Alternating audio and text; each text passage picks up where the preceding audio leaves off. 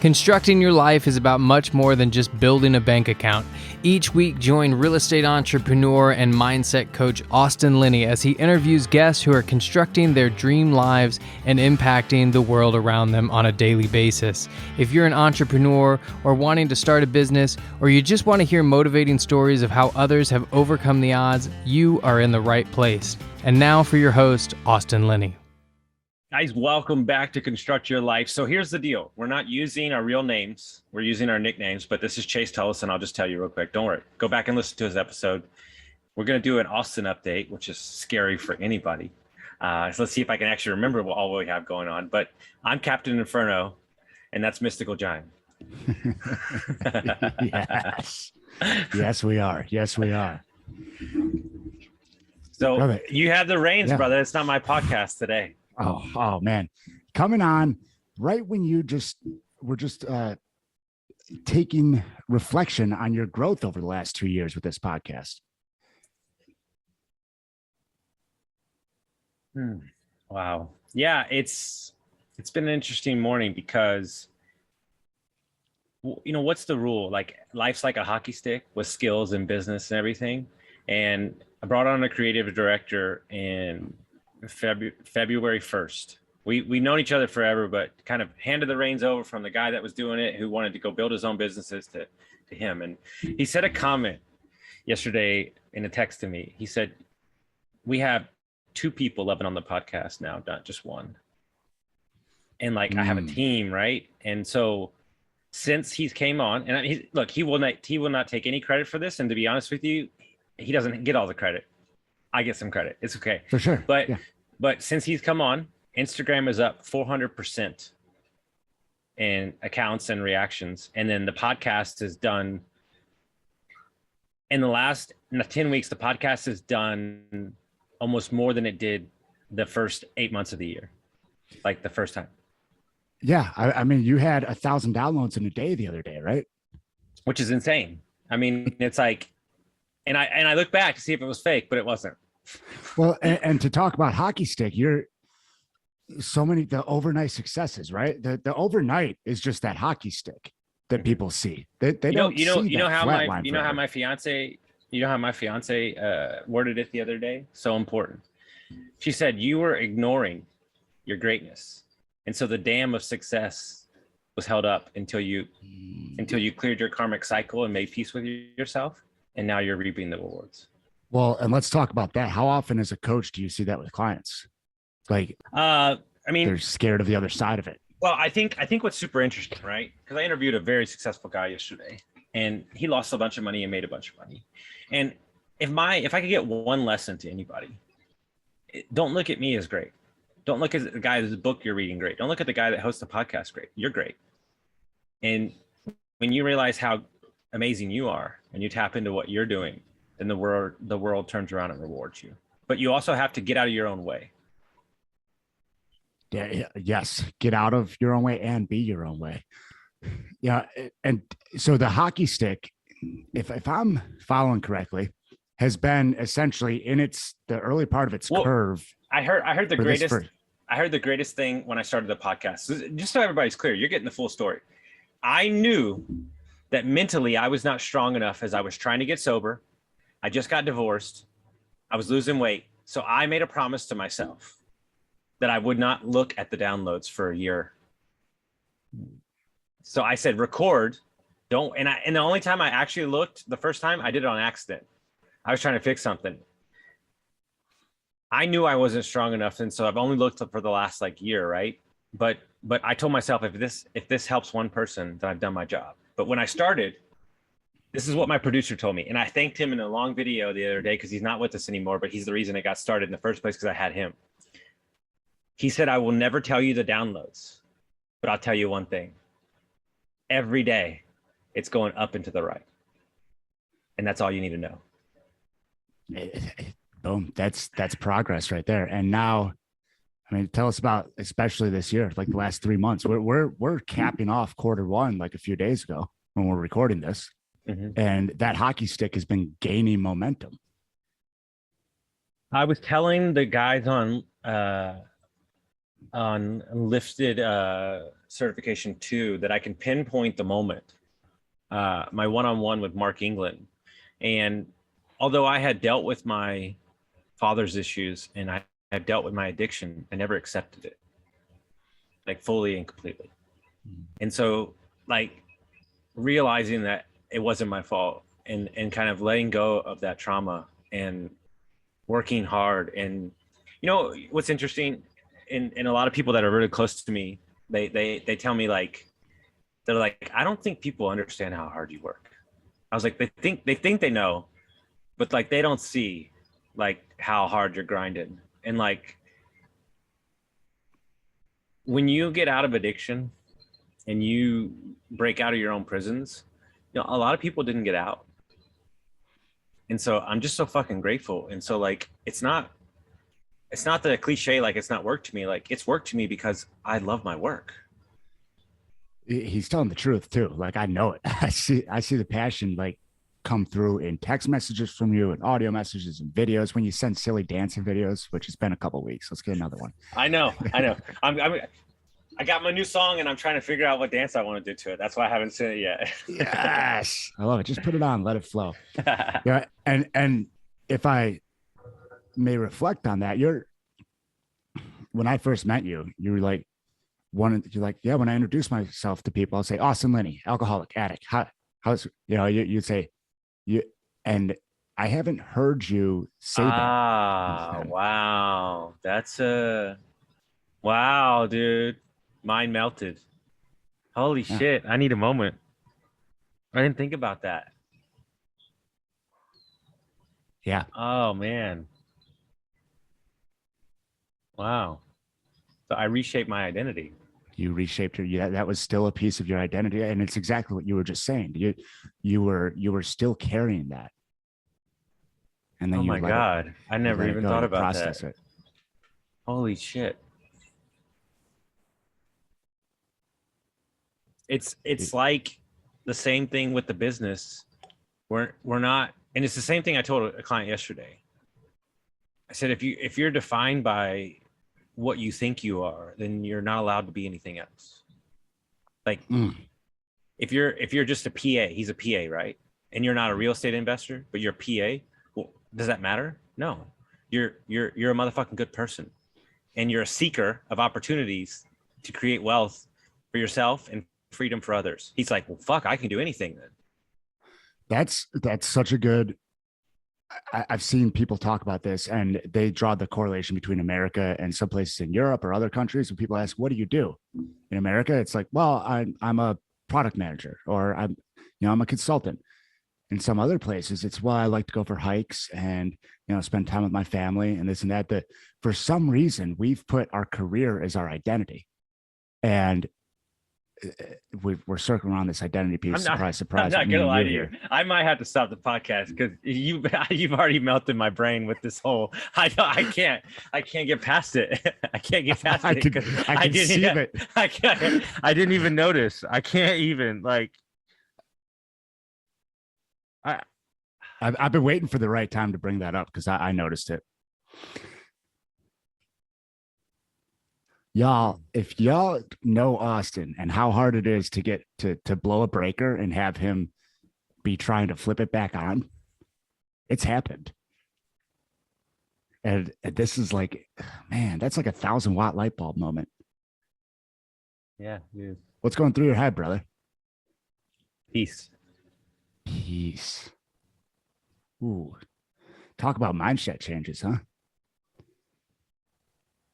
It doesn't feel like a fight anymore. It feels destined. It feels certain. It feels knowing. It feels certain. That which will be already is.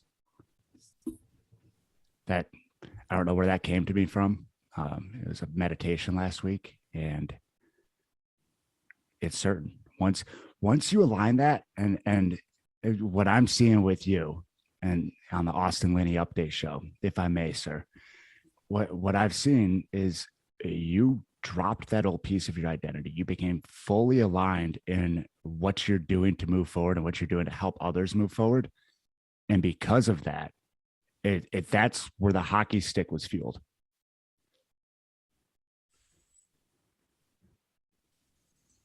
Man, it's gonna take me a minute to come back. That's cool. That's cool. I'll keep riffing. Mm. Where you at, brother? What's in your head right now? 2 words. It's just I'm gonna take a page out of all I've seen, clients and what I dealt with this morning for an hour. I told him, I said, I feel like James Bond. I feel like people don't know how close the world was blowing up, and I saved like 40 people's jobs because I was available. And I think if you look at people on the whole, and you could talk about self-love, and you could talk about all those things, you could talk about identity and all that shit. I think it really boils down to one little thing. They're tired. They're tired. They're tired of not feeling seen. They're tired of not feeling heard. They're tired of being judged. They're tired of not living their dreams. They're tired of feeling insignificant. All of that right there, dude. I've had multiple clients that we get through a story and I want to feel seen is what comes out of it. I mean, and as a coach, the greatest gift we can give to them is let them be seen. Let them see themselves first, right? Yeah. Mm-hmm. And the only way that you do that is to reassociate your identity with things that are for you and not outside of you. And I've said it a million times, people don't get it. You're being inconsistent is not going to get you anywhere, but being consistent is like a fucking buzzsaw through any external forces that don't exist. Like what you dealt with recently with your brother, what my client dealt with this morning. And I said, hey man, hey, you're allowed to be angry, but what you're not allowed to be is make an angry decision. Ooh, that's like, put that on a freaking Pinterest quote, man. That's you're allowed to be angry. What you're not allowed to do is make an angry decision. So we put a moratorium. We put all day long. Yeah. There's 7 instances this week I could have made one. That would have cost me a lot of money. But here's the deal. I put a moratorium on big decisions. 48 hours. You're not allowed to make a big decision and you have to breathe. And he was like, are you an angel from God? He's like, the birds are chirping in the background. He's like, did you create this scene? I said, no, I'm just in it with you.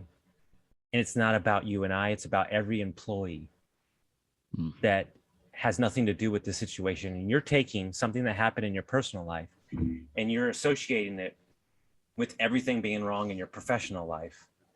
And what we're not going to do is take an event and take the association and put it on another event and call it good. That's well, you said that 48 hours and breathe. And how many people, when they get that personal life thing, then their breath gets trapped in their chest, and then it throws everything off, that one event, because it could be something big, right? And it throws their whole life off for like 3 months or 5 years because their breath gets trapped in their chest for weeks on end and they make shit decisions. Like, well, you know what it is? It's really interesting, right? Coming from an alcoholic, you know what I realized the key to life is? Not spiraling. Dude, I had a client. Dude, I'm telling you, it's not. Go ahead. The misery tornado that spins faster and tighter when you spiral. It's not the one decision. It's the 3 days of bad decisions back to back. That's where you get fucked. And what you realize when you start doing personal work and writing your stories out and figuring it out, or having the right people surrounded to you, the bad day can last 30 seconds instead of 4 days, a week, a month. I used to disappear. I was up, down, side to side, but never normal. And this is my joke with parents. You have a bad day, something bad happens at work, but when you get home, Your son walks up to you and says, Dad, hey man, love you. Is it still a bad day? Or was it a bad moment? But I want to share something with you I haven't shared on the podcast yet that happened 2 days ago. I'm going to try to get through it without crying. You got it, brother. I'm in Cincinnati right now, visiting who I consider a real good friend. He's got 3 kids. And he messaged me one night on January 28th at 9 o'clock at night. Didn't know me, just messaged me and said, I'm stuck. You don't know me, but I need help. I hate my job. I'm not around my kids. I can't do this. And I said, when do we start? Let's go. And he was like, fuck. And I'm like, let's go. And so like 2 days later, we start coaching February 3rd, something like that. February 8th, leaves the job. Fast forward 30 days later, 80,000 in wholesale fees. They live on 3,000 a month. That's it. So he's good. Fast forward a year and a half later, it's the first time we're meeting in person. His daughter's 6 years old. I walk in the house and he says, hey, you remember how back in the day, Dad was at home? And you know how Dad's home all the time now? This is the man that gave you that. He said, you know how Dad talks all positive now and he's happy? It's because of him.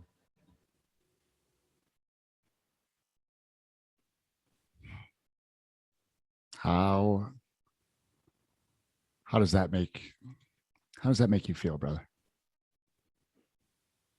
What people, and I say this all the time off candidly, and people don't like listen. They don't really listen. It's not about the money. And when you find something that lives inside your soul, you know you'll never stop. And what people don't get is this business of entrepreneurship is exhausting, thankless, a fucking roller coaster ride.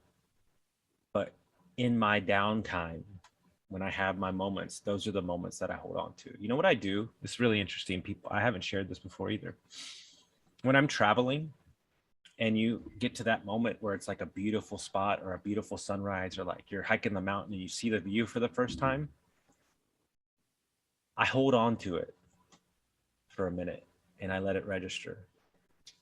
Because when I'm grinding 16 hours, those are the moments I pull up and go, this is why you're doing it. For another one of these. Giving yourself the reason and storing it in your memory bank. Mm-hmm. That's good. That's great. And so powerful, because people get stuck in that. Well, why am I doing this? Why go 16 hours? For me, why get on Facebook groups and try and help people and then have other people just be trolls and try and tear it down and put energy into that, all those things. Why continue grinding if it seems thankless in the moment? And then that story that you just laid out, like, dude, that's impact is what that is. That is high level, world-class impact. He's got 15 employees now and they're building. And it's all those, you know what's interesting? I was talking to, who was I talking to? Oh yeah, I was talking to the guy that works for Google yesterday, the thing. And he said, you know what's interesting? He goes, I was young. I went out to tech, He's like, I'm smart. He's like, dude, you got Google money. You're working with VPs. He's like, we got all the money in the world. We do whatever the fuck we want. And he said, for like 2 years, he's like, I just fucking grind. He's like, I grind and I kind of got burnt out. He's got like 3 kids. He said, then I went on a hike. And I started running the numbers of like everywhere where we buy. And he goes, I did the numbers of like how many jobs we provide. Like 60 in Ohio alone. And he was like, it's kids I'm feeding, not buying houses. That's, yeah. And when you can realign it to that, and you have those truly altruistic, like on a soul level, this is why, as opposed to, hey, look at these numbers in my bank account. That's what keeps you going. And that is what creates that hockey stick, right? Well, I think one of the most important things that I've seen over the last 60 days, quarter of the year, is alignment with other business people that we're doing work with, where there's no ego. Credit doesn't matter. Doesn't matter who's out front. It's just, here's the mission, here's the values, here's the principles. Let's go do it. And understanding that only together are we that much stronger than separate. And I think a lot of entrepreneurs, if you look at them, like the flippers or the wholesalers or the people that own the businesses, they grind for like 4 or 5 years and they go, you know what? This is not fun by myself. Like, it's not fun. Like my buddy that's partnering up with us on our big business, he's like, I built a brokerage for 6 years. I'm exhausted. It's not fun anymore. I want complementary parts. I want people that are invested with me. I want ideas to bounce off of. And so I'm going to flip this conversation around and go a different direction. When you're in the moment of addiction and you're in the moment of pain, you're divorced. I'll use a perfect example. I had a guy reach out to me and he said, hey man, you've been divorced. I said, I've been divorced for a year and I can't get over it. He said, how did you? And I asked him some questions and he said, I was rejected.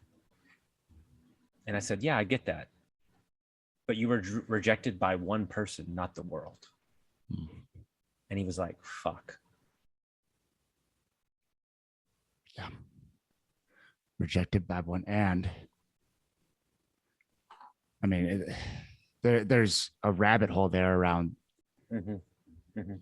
projections. And to be rejected by one person and take it out and extrapolate it to, I am not worth loving. Sounds like me at 17. Right? It's, and this is all stuff that to you and I in our bubble, we're like, well, yeah, this is how it works. And these are the steps to get free of that. And there's a whole world of people out there that we do this. And we were both there in the past. Like, wow, I got dumped. Oh, that's that. Guess I'll never be worth anything. You know, and how do we move past that? How do we, besides hearing it, how do we move past that? Oh, I had one bad experience. Nope, I'm worthless. How do we get past that whole idea? Well, when we'll jump off into that tangent, I want to finish off this first section and say that my gift to myself and my partners, and I've really sat with it for the last 3 days because we had some bad real estate things come through. I'm very proud of the maturity level of thinking that's going on right now. I'm excited about what's possible by not acting on emotional decisions and giving the decision air to breathe and not making the knee-jerk decision, because that was my life for 8 years. Let me react and give you all my tantrums and my bullshit. And guess what? That doesn't get you anywhere. And so that's my, like, if I could overarch theme of the quarter one, like the maturity level of the decision making, right? Because that's what being a CEO is all about. You know, I said this to you the other day. They asked Winston Churchill how he got everything done that he did in his life, you know, fucking all this crazy ass shit. He did so many things. And he said, conservation of energy. Yep. People underestimate that, man. They're out there burning themselves out. And then when you're burnt out, how are you going to make any decision that's worthwhile? There's a study done. Okay. And I just gave the example to my partner this morning that from 10 o'clock to 11:30, there was 60% more longer sentences given to people going to prison than after 1 to 2:30. But why is that? The judge is hungry.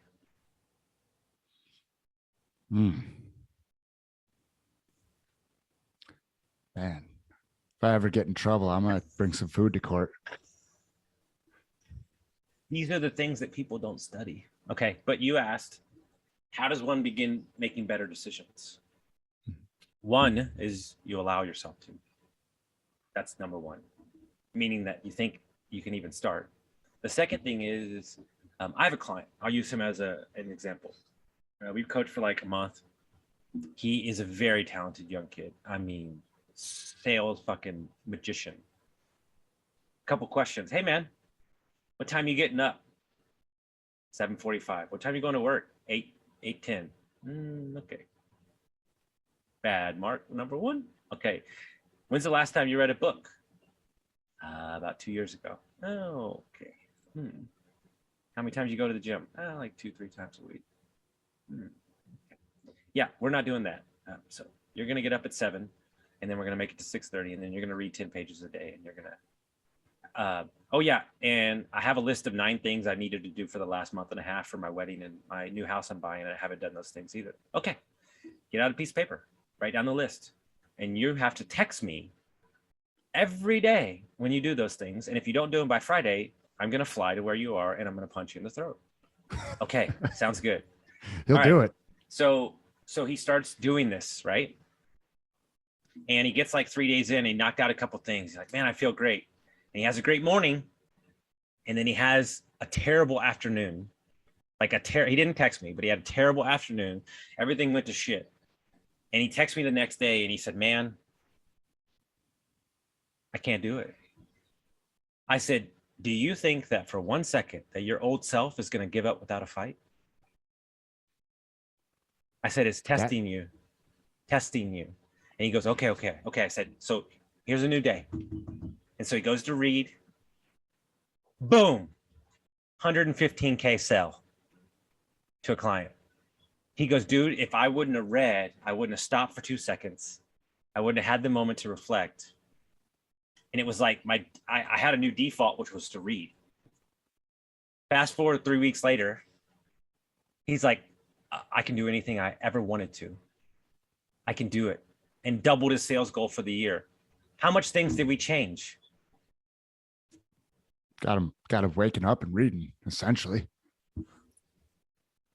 And people, and I see it all the time with fitness and wellness. People want to overcomplicate things, man. I know we've had this conversation before, one-on-one. Like, people want to take and find this and that and this and that, and this is the magic pill, and this is, dude, make the easiest decision that will affect the most change and do it now.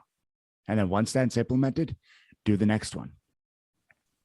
And the simple stuff is so much more impactful right there. Beautiful example than a lot of the fancy rah hustle porn.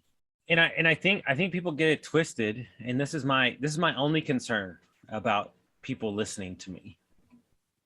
You don't have to be me, man. Like, full disclosure, my mom's been telling me since I was 2 years old that she can't describe it. She doesn't understand why, but something told her that I was meant to affect the world. So I've been hearing this for 2 fucking years, and I've been feeling it for just as long. And so that's for me, man. That's for me in my opportunities. And you know what? In 10 years, those views of how hard I'm going and all that things might change, but that's for me because I gave so much of my life away to alcohol and booze and mediocrity that your boy's in building season right now. And he's like a pig in shit. I'm like, let's fucking build some fucking cathedrals. You know, I'm like the fucking Egyptians back in the day. Let's build some fucking cathedrals. And not to have my name on it, but to have my impact on it. Yeah. And what you're putting in right now is, from my side of the street, the impact and the growth and the hockey stick. 10 years from now, you're only going to be working all day if you truly want to. You will have impact being created over and over again autonomously. Dude, yes. And John Maxwell is a very good example of this. He said, look, I wanted to be a leader I wanted to be a leader, but I knew the only way that I could actually lead was to change and coach other leaders. Because then the ripple effect would exponentially. I feel the same way. Yeah, for lack of a better word, because it's not a pyramid, but if you look at a pyramid graph, and the way it spiders out, exactly. How else could you affect that many people, but to affect people that will affect people? Because on this point, my client texted me this morning because he bought his company, and it's a lot of power now, and he's switching the dynamic because he was an owner, and he said it's weird having that power. He said part of owning it, I guess, I need to remind myself that I can put it all down at will, and I'm not obligated. I get to choose this. Immense power in that. So hear me out. There's a moment that happens. You're associated with this, and then you slam it up against you and say, well, this means that I can't step into this over here because this is what's going to happen. And you're almost, what's really happening, if I dissect that whole conversation this morning, it's not has anything to do with what happened. It's that he's scared shitless to step into the greatness that's in front of him. Wow, dude, that's crazy. It's cognitive dissonance. People are so used to what they know, and people think about cognitive dissonance and opinions and looking for what you want to see in the world, and it's also everything we've just talked about, your identity. And you said it, your old self is not going to give up without a fight. So no matter how bad you think you want it, there is a part of you that wants to stay exactly where you are. I told everybody, the drug that exists is not alcohol and booze. It's comfort. Well, and is that comfort seated in some of the victim mentality? Of course. It's it, maybe. Well, oh gosh. Look what happened to me. Yep. Dude, it's as addictive as crack cocaine. Welcome to my fucking world. You want to hear some of these people's stories? Your fucking mind will melt. What shit's happened to them. Dude, I have a friend who fucking got picked up in Europe and fucking sex trafficked and fucking found a piece of glass and stuck the guy in the fucking neck and ran out and got in a cab. And like, this is a whole thing. She goes on the podcast and she goes, you know what? Oh, she also had cancer twice. And she's like, oh, you know what? Great. Sounds good. I learned a lot. Now I can go help women that have gone through the same thing. Like, you have an option to frame your power, the situation, the story, all these things, right? And so here it is. Client comes on. By the way, this was me. Like, I have more love for my coach than anything. I call it machine gun bullshit. Just blah, blah, blah, blah. Yep. And like my clients are like, what? This happened. And I'm like, oh, hold on. Breathe. Let's write it down. And so like, okay, put the titles down. And then like he writes the last title in and he goes, so it's like something about work, something about his kids. And then as he's writing, he goes, I'm scared to overcome my roadblocks. And he's like, wow, I don't know where that came from. It's like, you would have never known if you didn't put it down on paper. Yeah. Putting it down on paper, breathing and meditating, getting within yourself, whatever the tools are, dude, it happened to me. I was in a full moon ceremony, and the question was, lean into yourself. When you think about fear, what comes up? And dude, what came up? Money. And it wasn't the lack of it. It was, how does the paradigm shift when I start out earning my wife and I get to retire her? So that's, dude, I'm so glad you brought me on, because this is next level. Yeah, it is. I'm sitting here thinking like, I'm going to send this to like 20 people in just a minute when we get done. Let's go. Dude. Yeah, a guest host and it's your show, is there anything else you wanna jam on? You feel like you need to update the people on No, in the Austin Update Show? I'm good. I think I'm gonna go on a little rant for a minute. I'm gonna let the big magic take it away and just kind of flow where it goes and see what kind of comes out the other side.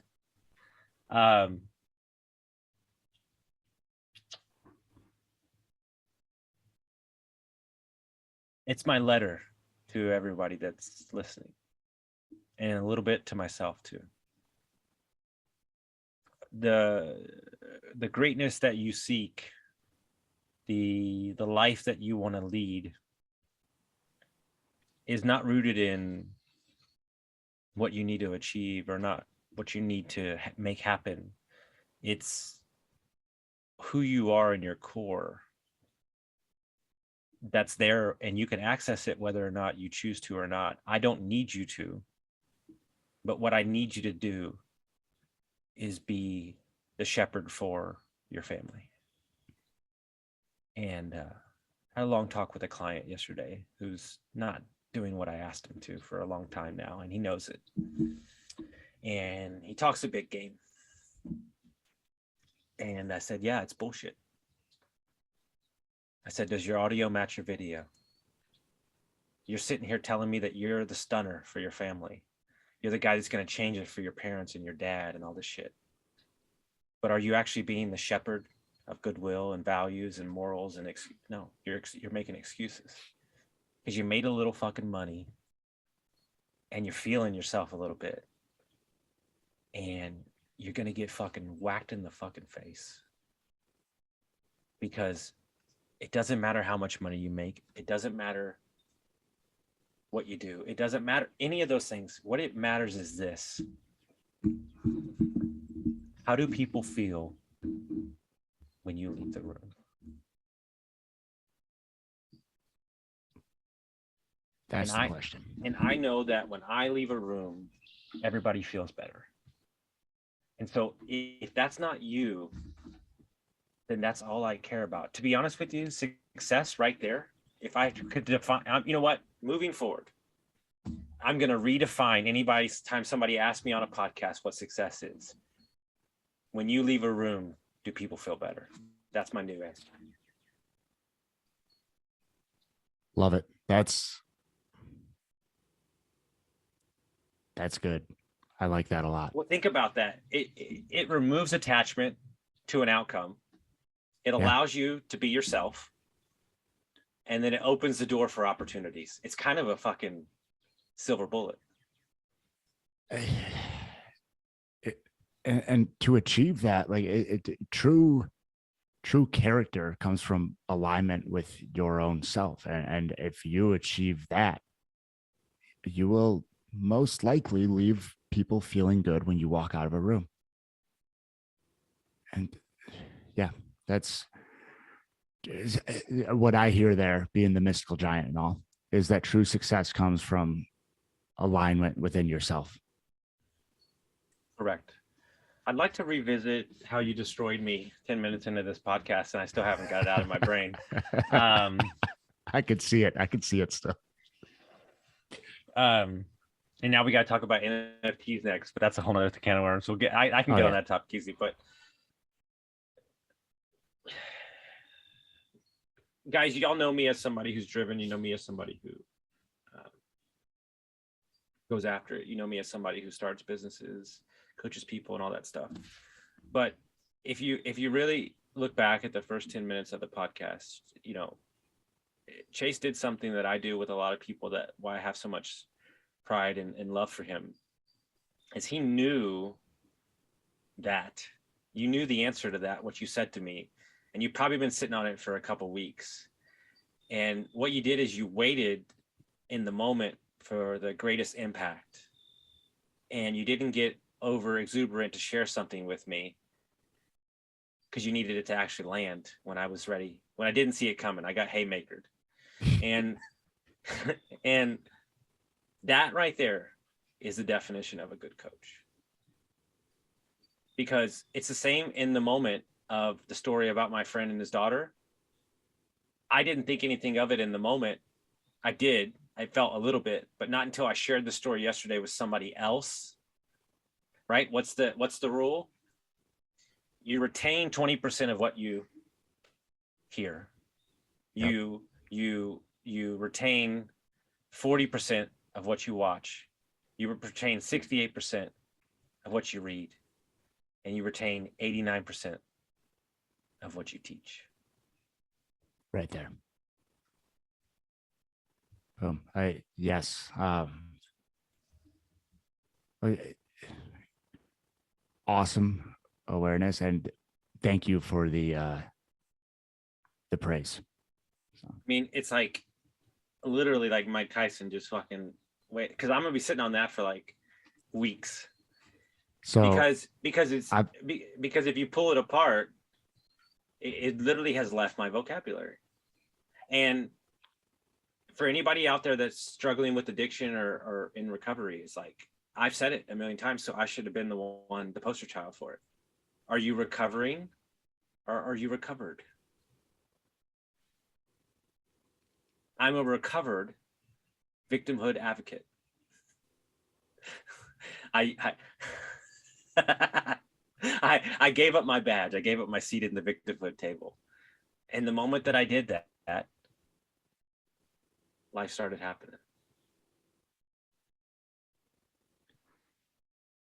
Yes. And I've been sitting on that I've been sitting on that since before you made that shift, brother. And it's been very, very, very fun. And you know what people should do with me? And I made this very clear to the guy that's probably going to partner up with us in a lot of these businesses yesterday. It's kind of going to be my board of directors. I said, what you don't want to do with me is you don't want to tell me not to. You don't want to put handcuffs on me. Don't put me in a cage, because I'll just fight you. But what you can let me do is you can let the pony go out to the field. Let him run around for a little bit. Let him get a little dirty. And when he gets back exhausted, you fucking smack him in the face with what you just did. Hi. You know, my coach is great. I told you a story, right? Of like the last session we ever had together when I was like done and he's like, you're a coach now, like go do your thing, find a new coach. Yep. I'm a wreck. Like the last 3 months, like I would be like, oh my God, I'm a wreck. I need a session. And then I would fix myself in 2 days and I'm like, I'm good. I don't need a session anymore. And so like the last one he finally like, got me. We came on for 5 minutes. He fixed me and I go, okay, I'm good. See you later. We just got off the Zoom.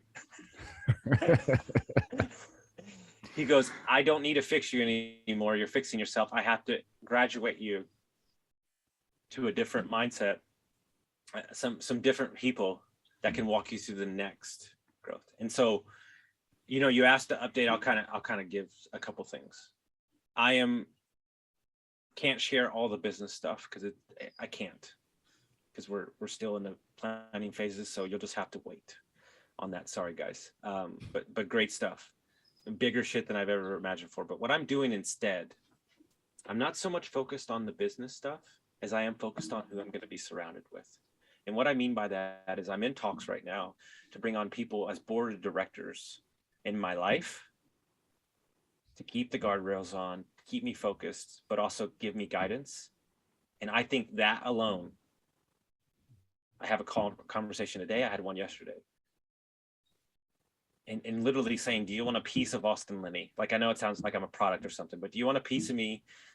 Because I need your guidance. You have experience. I think that right there, because we're bringing on somebody else again. We just decided this morning for the fund. I think those decisions right there will be the smartest decisions I've ever made. Take out the, I think. It'll be the smartest decisions I ever made. Boom. I love it, dude. I love the fire. Yes. So excited. Yeah, and maybe we can actually meet in person. Yeah. Oh, that's going to happen. That's going to happen. Guys, dude. Oh my God. Mark introduced me to a dude, Clover and Spears. You know his name? Yeah. Oh yeah. I'm jumping Okay. on. I'm on his show on Friday. Yeah. I'm going. I'm super excited. So we get on 2 seconds. We're like best friends, like fucking, We're good. But I told him, I said, dude, when you hang out with these Enlifted guys and these crews, you show up at people's houses, you better be ready to rock. Like, there's like a fits and streaks. He goes, yeah, we're going to go do a rock up a fucking mountain. I'm like, oh, whoa, hey, cowboy. Like, dude, you show up to these guys' houses, be prepared. Mm-hmm. Like, I'm nervous. I haven't even got to Chase's house. And I know 3 months from now, I'm already nervous about the workouts for a week. That's how I know it's going to be good. Oh, there's going to be workouts, and there's going to be we can jump down other mystical rabbit holes if you so please, sir. Guys, this will come out in probably like a month and a half, but that's okay. But maybe I'll put it out earlier. I haven't got it. But either way, this is my message to each one of you as I reflect on I think it's hilarious that I'm recording this today. I didn't even know that we'd be recording on the 2-year anniversary, but my passion for life comes from really one deep-rooted place. I want to be an advocate for others to not have their fire stamped out. We cultivated a society of don't sing that song, don't start that podcast, don't do that business, it's too scary. And if I can shield some cover for you and be so radical and dance so much and be so crazy and be so excited, then I'm that guy. And so for each one of you that's taken time out of your day to share the episode, to send it to a friend, to send me a text message, to come on, you know what I do sometimes? I pull up my YouTube and I pull up all the videos and I just stare at it. And I think about all the amazing people that have come on, and I'm gonna leave you with this. It's one of my best friends. I'm gonna leave you with a couple quotes from the podcast that I remember. Remember that big doors swing on small hinges. And remember that you not chasing your dreams and you not going after what you want is easily quantifiable because you can track that. But by going after it, you have no idea what you might gain. And that's what's scary. Yeah. Well said, sir. Well said. All right. I need 10 minutes to regroup before we switch narratives. I appreciate you, my man. If people want to find out about how you and follow you, how would they do that? ChaseTolleson.com, 12-week Primal Man Pathway, up-level everything in your life and based around fitness and lifestyle. And Instagram at Coach_Chase_Tolleson. So, yeah, appreciate you asking. I love it. Guys, if you like this episode, send it to a friend. We'll see you next time.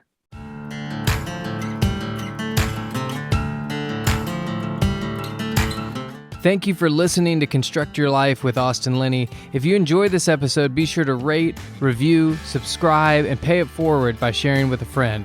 Most importantly, take this opportunity to start constructing your life by taking immediate action on what you learned. For show notes, resources, and more information on one-on-one coaching with Austin, visit constructyourlifepodcast.com.